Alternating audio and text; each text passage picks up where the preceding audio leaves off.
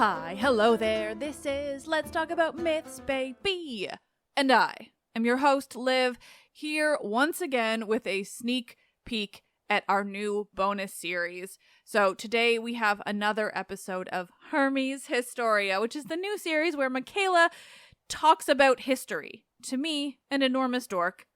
Obviously, there's so much more involved in that, but that's basically the premise. She and I talk history. Michaela picks something that is relevant to the theme, if we have one. So in this case, we have more on ancient theater. But it is going to be, just like I said last time, this is going to be a series for a new subscription offering that I am working on. But we've had a couple further hiccups in getting that sorted out. And so honestly, I mean, it's kind of nice. You all just get access to more of this content for free. You get a better idea of what we're going to be offering in the subscription once it comes. And until then, we have another episode of Hermes Historia. This one was so much fun. Michaela walks me through all of the bits and pieces that went into the ancient stage. But the theater broadly, really. Like everything about the building, the structures, how it started, how it changed. It was really, really interesting. You're all going to love it. Welcome to another episode of Hermes Historia, the second ever episode of Hermes Historia. I am here with Michaela Penguish, formerly Smith. It is the same Michaela.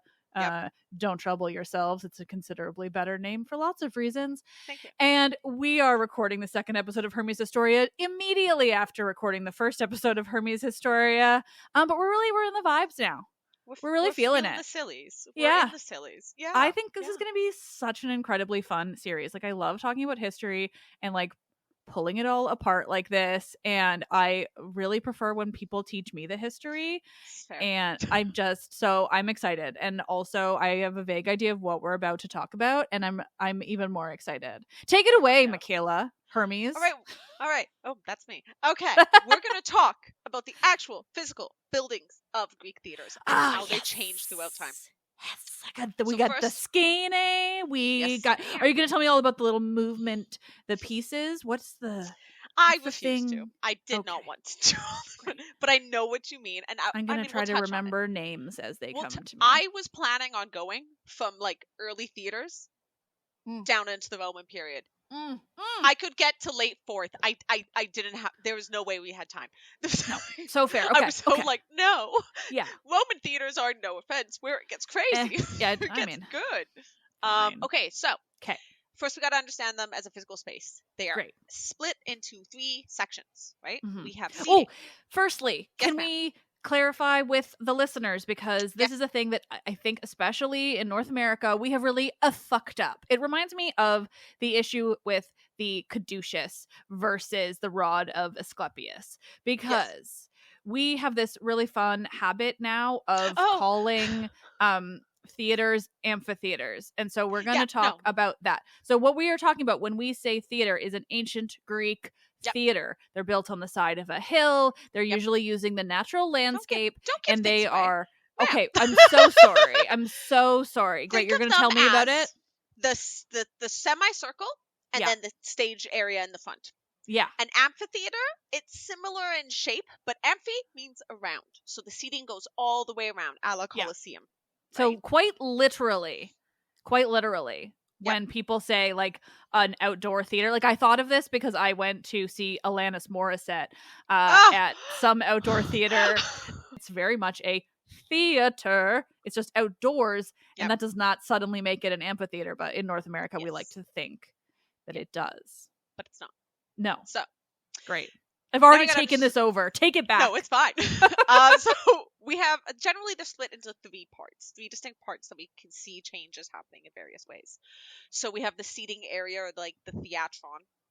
We have the orchestra, and then the Scene.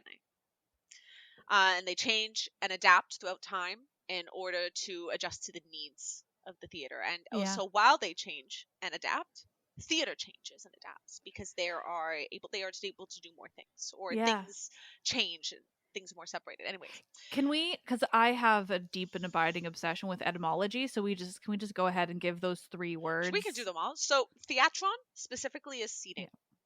Yeah. But, well, but also etymologically speaking is where, the word theater comes from. Yeah. And I mean, you don't have to go into too busy detail. No, I just mostly want to be like orchestra, and then theater, but it's a theater. different understanding of space too. Totally. When we say orchestra, I mean, first of all, like you go see an orchestra, you're expecting an orchestra to see is a people thing. sitting around playing instruments.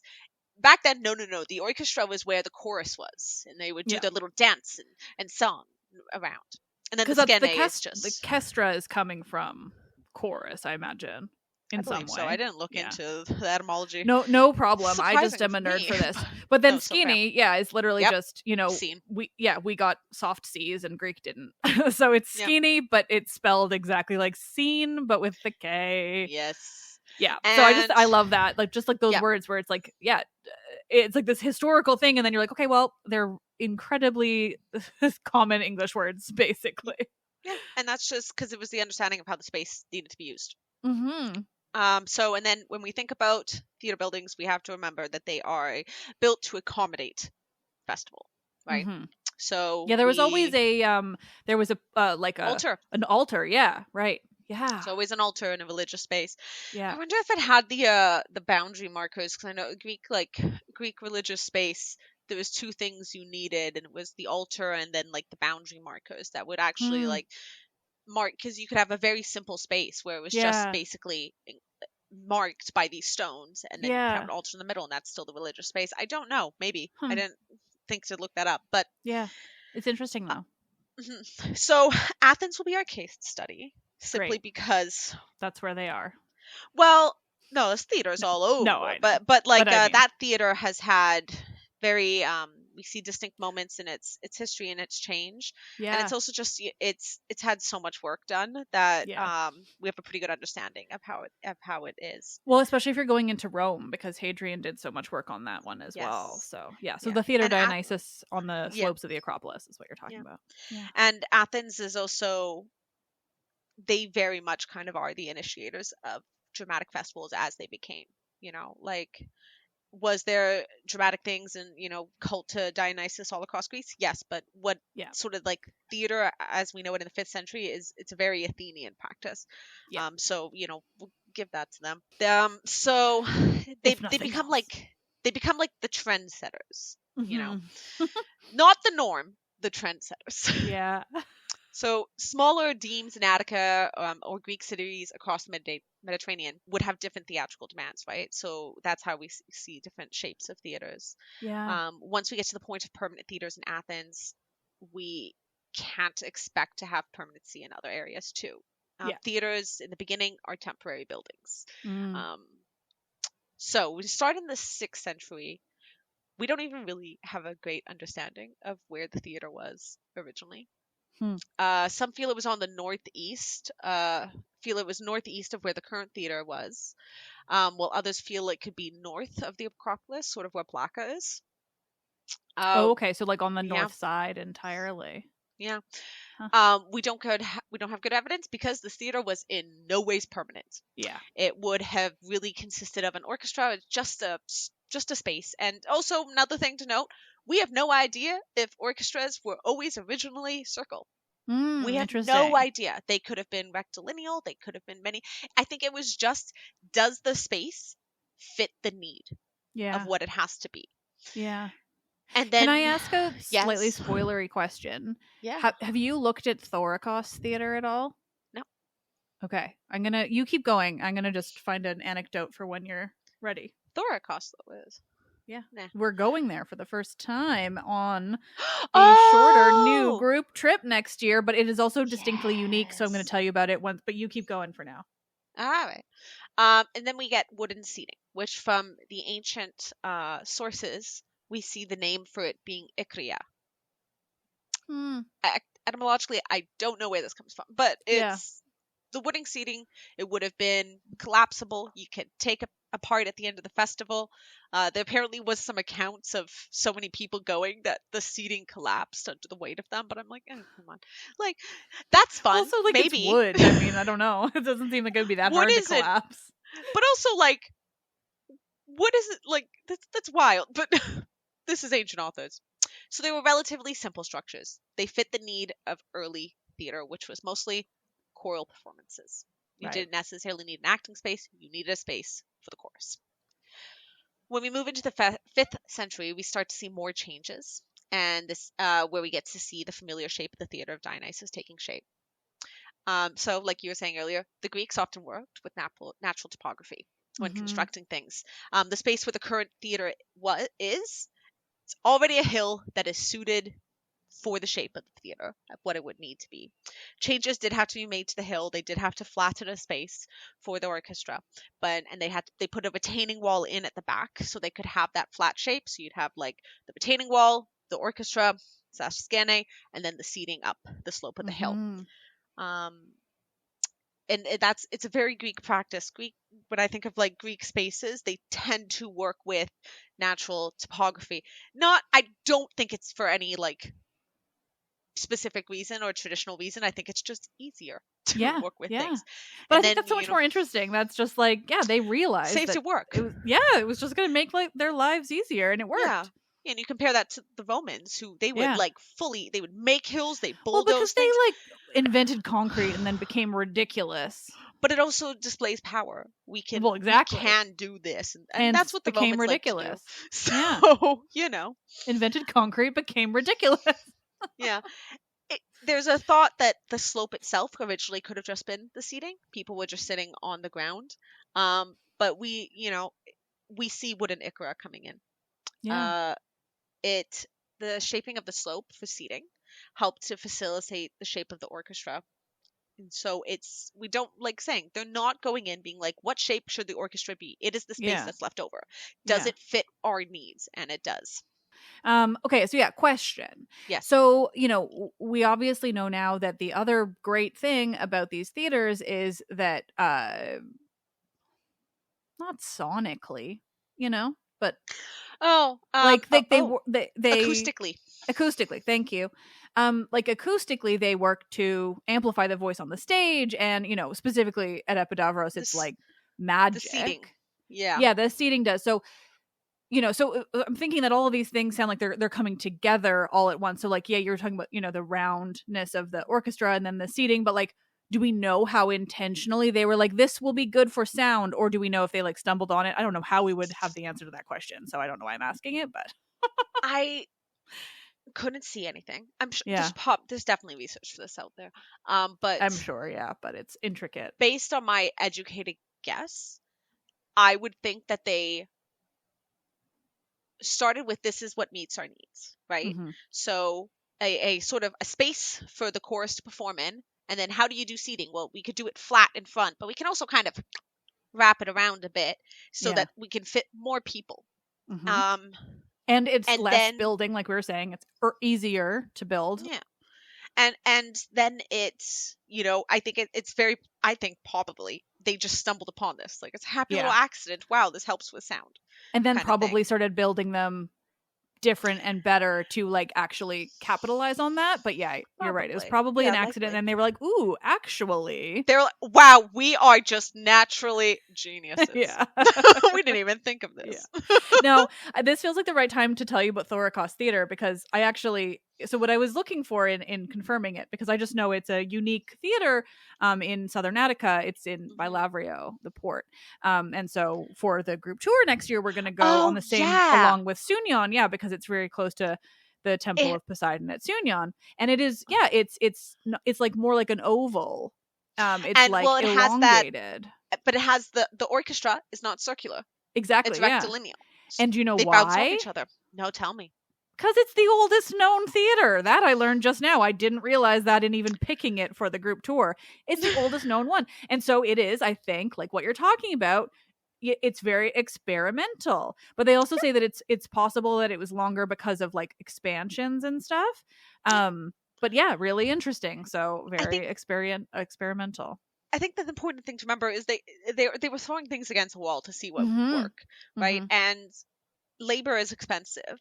So if you could do something that it requires less labor by doing, working with the environment and the shape already.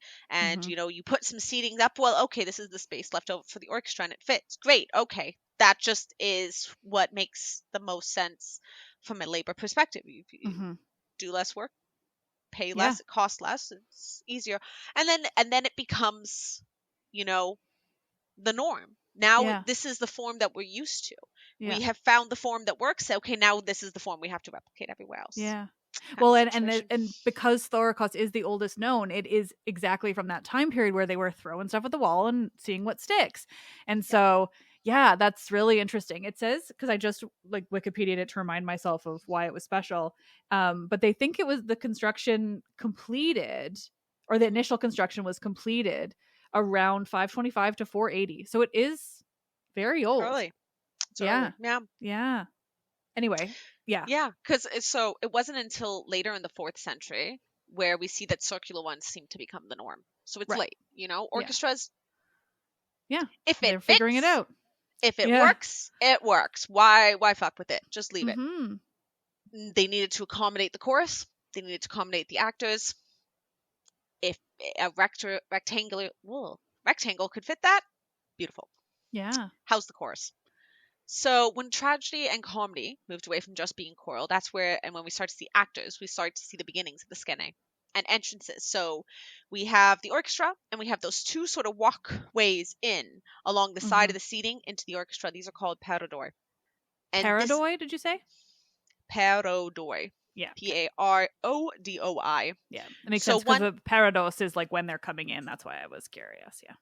so now that we have acting, we need a space for the actors to act, and we need other entrances than just the entrances other people come on, so we can play with things and do Mm-hmm. more interesting.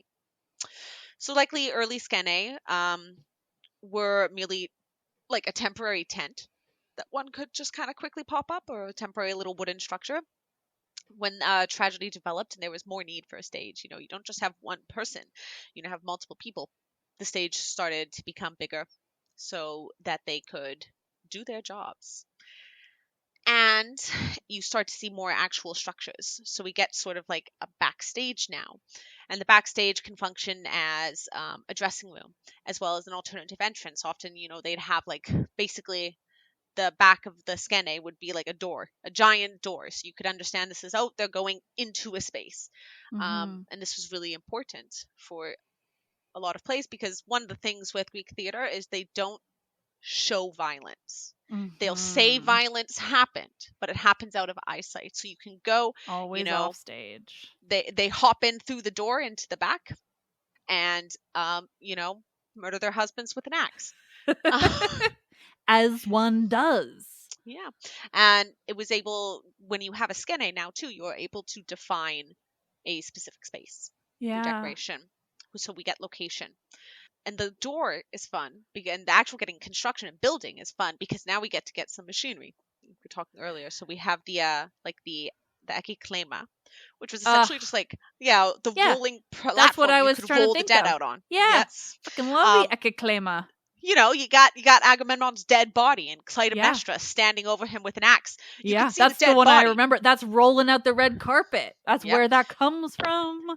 You can see the dead body. Can't see the violence. Ugh. Obsessed. Despite it being more complicated, this was still pretty temporary building. Maybe you Yeah. could leave the bones, but you would take down all the things that would be expensive, because you just need it for the Yeah. Dionysia. That's Yeah. pretty much it. And then the Linnea as well.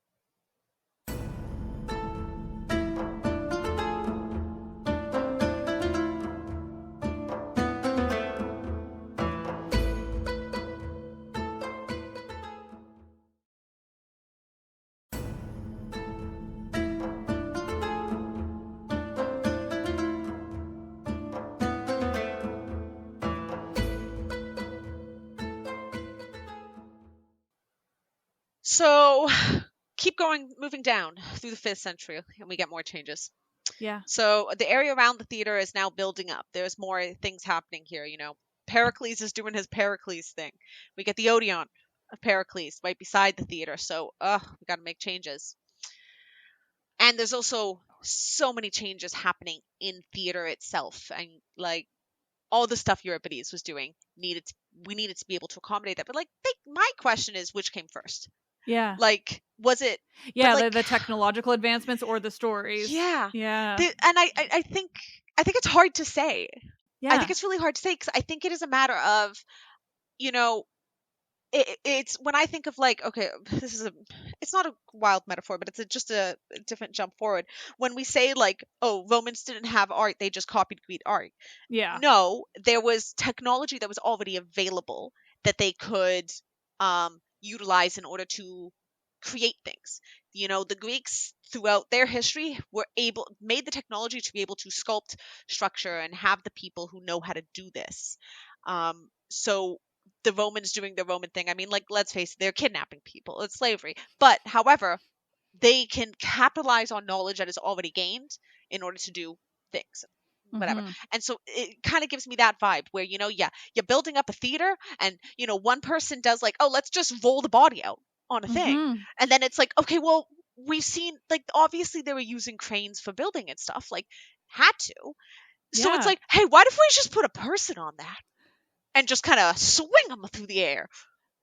So like, I think it goes hand in hand, where it's bouncing off each other, where it's like, oh, look, we have technology, why don't we use it this way? Yeah. Well, and I just to add with specifically with the Mechanos, like, I know that they had Deus Ex Machina moments. I gotta remember what the Greek is, because I hate that I say the Latin all the time.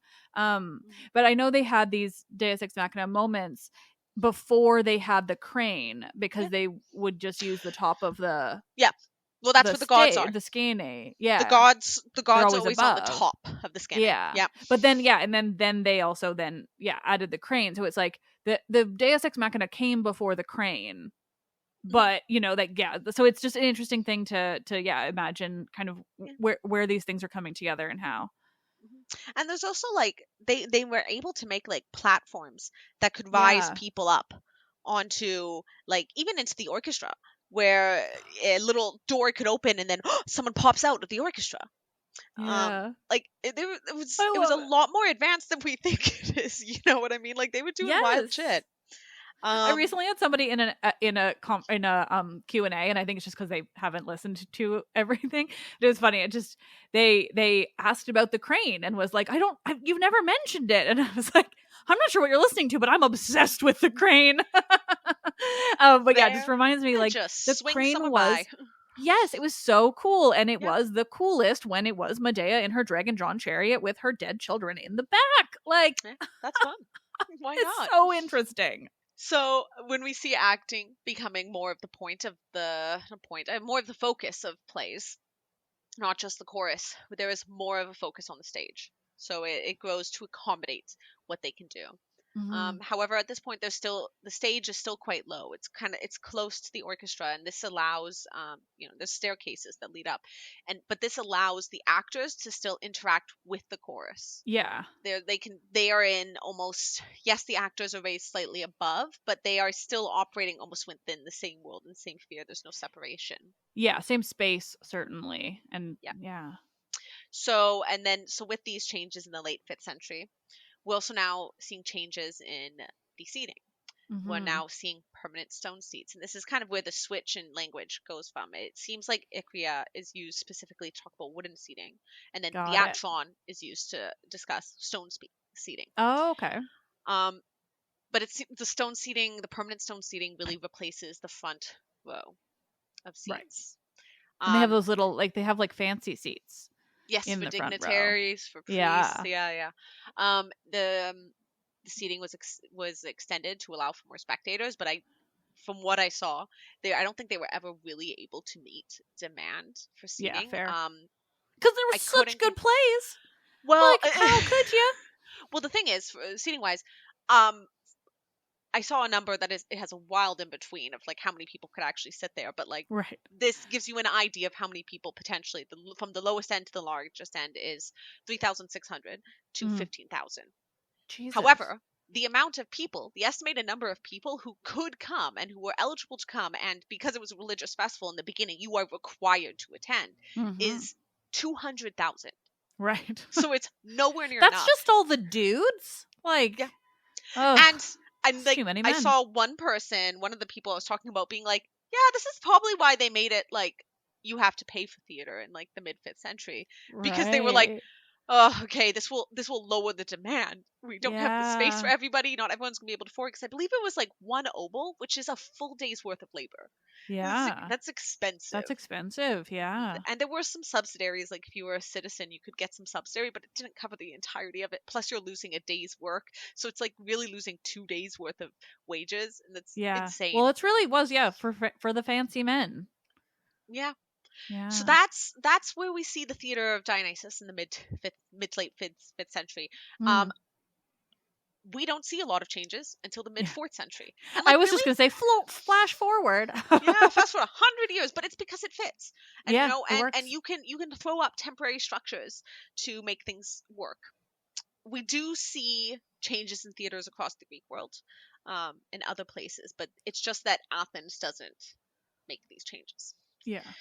So we get into the mid 4th century. Now in Athens, we're under like Hercus's administration, and this is where we get like the fully large stone theater. Hmm. So the orchestra at this point, absolutely round. We can say that for certain, and that Hmm. the theatron entirely was made of stone. And it is the stone seating that we have now. And so the configuration for seating also gets more complicated. And we saw this, it's like Epidaurus, their seating is a really good example. So you get like sort of these wedges of seats. They're called Mm-hmm. kirkides. It's a fun word. Yeah. And then you have the walk spaces, the horizontal walk spaces that divide them. Those are diazomata. And then you get the stairs. And the front rows of seats, these are the pohedria. And these are for the important guests. These are Yeah. the nice seats where they kind of like armrest sometimes and like Yeah. a back to it so you could like lean back. Yeah. It's not They're just like a little bench. thrones. Yeah, it's so nice. And I think there's something about like people would inscribe their names on them and stuff too, like because you could kind of buy like season tickets almost. I think. Yeah. It exists. It's so fun. Fun.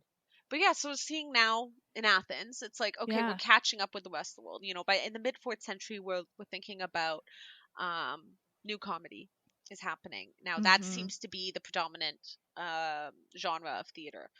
That's why there's a beautiful statue of Menander directly in front of the Theater of Dionysus now. Yeah. Menander and where? I'm gonna leave. This is why I should not be. No, this is why you should be. Thank you Yeah. very much.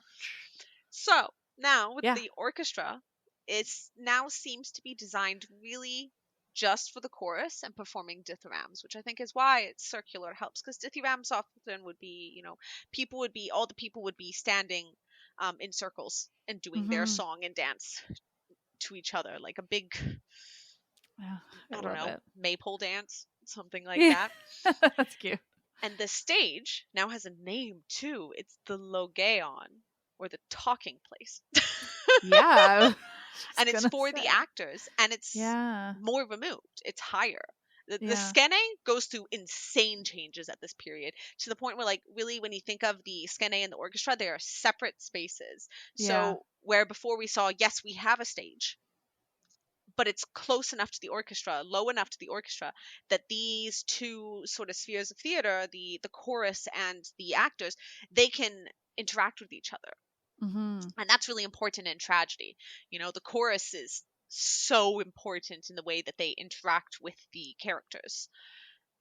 Not so much in later parts. Important, still there, but there is a separation between the two. And when you have Mm-hmm. these expanded stages and scenes, you can't. If they're going to be fully like a level up, they can't interact with each other as well. They can sure they can yell at each other, but it's like I think that removes it. Yeah. If that makes sense. Yeah, no, I mean it's a very separate thing. It's so much closer to what we have now. So it's interesting to see that kind of lend itself to the evolution for us today. Fully now, and like orchestras for us now, it's just that is where the people who are playing the music are, and like often it's like you don't see them. No, they are. It's an orchestra lower. pit a lot of the time. Yeah. Oh, I remember being younger and going in, and I'd I'd be like, "Thank you," and I'd reach in and like shake their hands as a child, because I What cared kind of about child them. are you? I cared about the musicians. I didn't care about the actors. Why do I keep ending up with actor friends? I mean, I think it's not about not caring about, it's more about the going in as a child and shaking their hands. I'm not, how is that weird? Well, I we were different children, I guess, is the story. Well, I played piano when I was know. younger. So I loved music. Oh, Classical piano. Okay. My real only memory of myself and watching an orchestra was watching Fellowship of the Ring with the Toronto Symphony Orchestra and 3 different choirs. It was one of the greatest moments of my life. Oh, that sounds good. I know they still do that stuff. Oh, they do. Well, so we now have definitely 100% a clearly defined structural stage, the Logeion. Yeah. It was placed on something called the proskenion, which is so like literally before the literally pre-scene. yeah, Yeah. literally building before the scanning. Yeah. Right. So you got to think of it as multiple floors now, right? We have this building on the bottom, and the roof of that building is the Logeion, where the actors are performing. See, that's where that disconnect comes in. Yeah. There are 2 buildings now on either side of the skene that project Okay. forward a bit. Okay, that makes sense because that's I'm picturing now Epidavros. And this is the Periskenia, right? So now people Right, can pop in and out because now actors can't just run out from the Peridor because they are a whole floor up. Yeah. What are they gonna do? Like it's too far. So now pop them into there. The second story of the skene on the back was the backdrop of it. So now we fully have a backdrop, the Episkenion. So there is more defined spaces. Yeah. And it's also more separated spaces. And this just shows how theater as a practice was changing in the 4th century. Yeah. And just mostly technologically, right? Like you just think these are really just coming as natural evolutions in technology, and then the plays are probably following suit and kind of working within that. And what I wonder about is once we get into this period, and I mean I can talk about this in class later, but like I wonder if it is moving away from its religious roots, where like maybe it's still there, but it's more like, oh, tradition. It's still there but it's not as much of the focus anymore.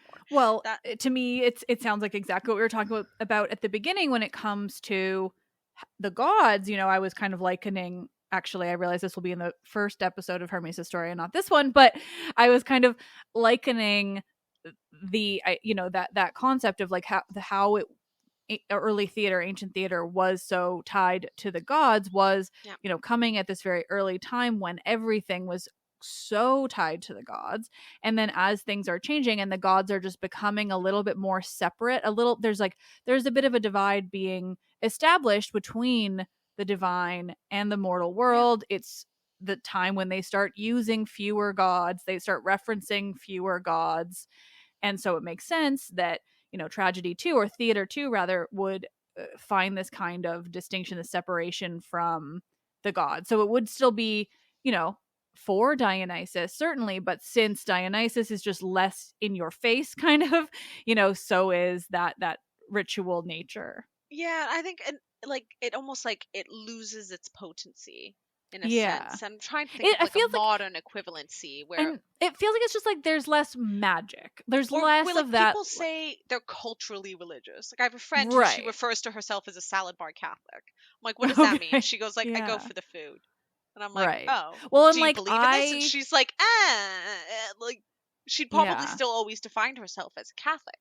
Right. But when it comes to like the level of belief she has, I don't know if it's on the same level as, say, her parents or other family members. And it's not to say that's like anything wrong with that, but it's like, no, it's just social evolution too. Yeah. Social evolution, social change.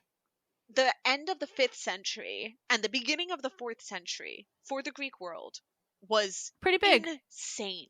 Well, just the kinds of things that were happening, like it was just 200 years of disruption, basically. I mean, like I wrote, you'll see it for next week's episode, which will be the first Euripides episode. The 5th century is insane. It's just, we can like, and we can laugh at it. Yeah, it's so much. It's like constant conflict. But then I also like look at it and then look at the stuff Euripides was writing and his focus on, like, really his focus on marginalized people. Mm-hmm. where it's like they are the ones who are affected by this conflict the most. Mm-hmm. That comes out of living in a world where you are seeing things like the fall of Miletus, where you are seeing Mm-hmm. things like what is the wow, I should know this off the top of my head, but Mytilene, where Athens Mm-hmm. almost razed it to the ground. They sent the ship. I don't even think I put this in the actually in the notes, but it makes me, I'm sorry. I was like, which disaster should I put in?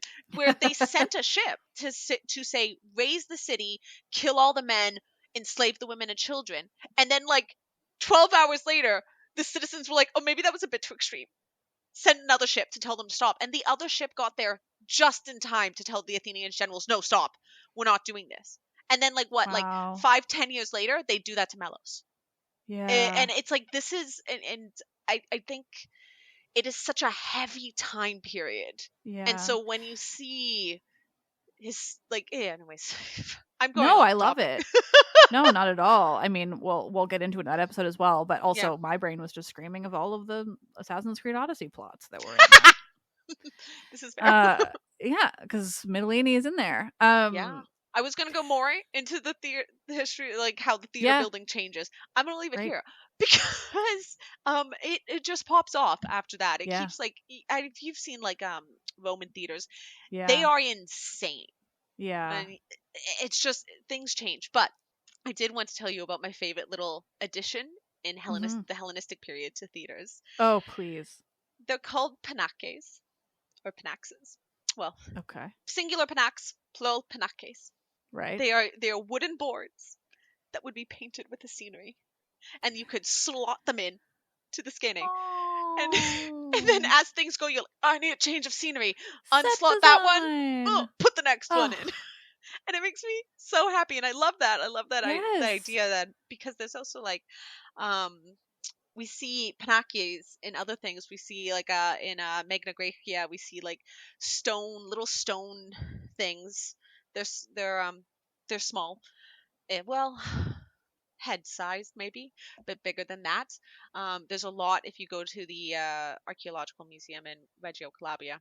There's a lot there, and it's from Magna Graecia, and you see a lot of chthonic scenes of like the rape of Persephone, where you see it's Hades and Persephone will be sitting together.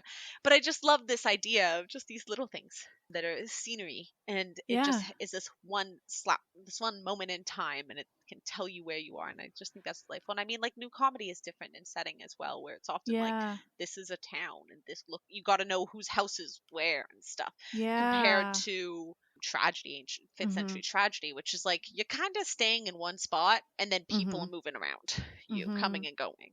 So I've heard New Comedy described as like sitcoms, kind of thing. Yeah, and I'm excited to finally like dive into those because I'm intrigued. Like I feel like I've heard it's much more about like like human stories. Yeah, that's so fun. Little moments. It's delightful. But that is theaters up to late 4th century. Movement from these very temporary, breakable, sort of not permanent in any way things to these stone theaters that then just get expanded upon as the centuries go by. And then, know, the Romans are like, what if we stick two together? And then we get there's the amphitheater. Well, and then when the Romans start talking to the Greeks about their gladiators, and the Greeks are like, well, why don't we stick some gladiators in this thing? Dude, Put up some walls for protection, maybe a net for all the gore, and have at it. And my favorite thing is that, I'm to the listeners, I'm connecting back to an episode with Alexandra Sills from last year because she's such a joy, and we talked all about this. But yeah, like they would add all this stuff to make these theaters work for gladiators, but meanwhile the idea of gladiators were developed in a considerably different theater with much more barricades. And I just think it's so interesting, but also that they didn't do any permanent changes. They would like switch them out for when they were going to be just putting on a play. And I loved that in the Greek world, gladiators, it was so much more like it reminded it gave, I think it had like callbacks to the theater in the sense that like it wasn't like this man is doing this thing and like didn't have names. It's like they would Yeah, keep no. like mythological names. And It's dramatic. my favorite with that episode, she was saying there was one named Hermes, and I was like, oh my god, it's me. And you were like the psychopomp, and I was like, oh my god, the man's punny.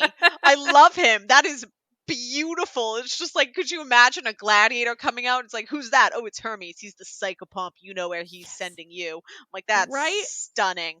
Truly. No, that's like the best name. That, and that there was those two women, we think, in the East who went by Achillea and Penthesilea. Yeah. Like, wow, look, me remembering.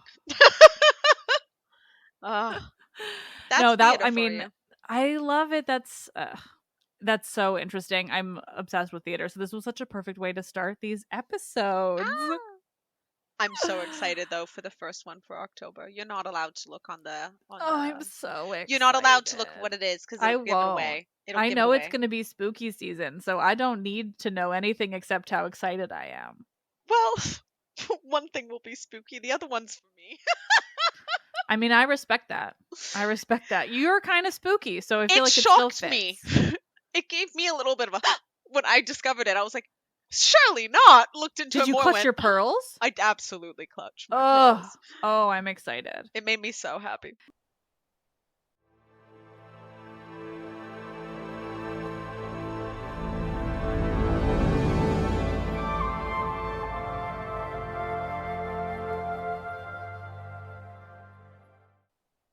Let's Talk About Myths, Baby is written and produced by me, Liv Albert, and Michaela Pangawish.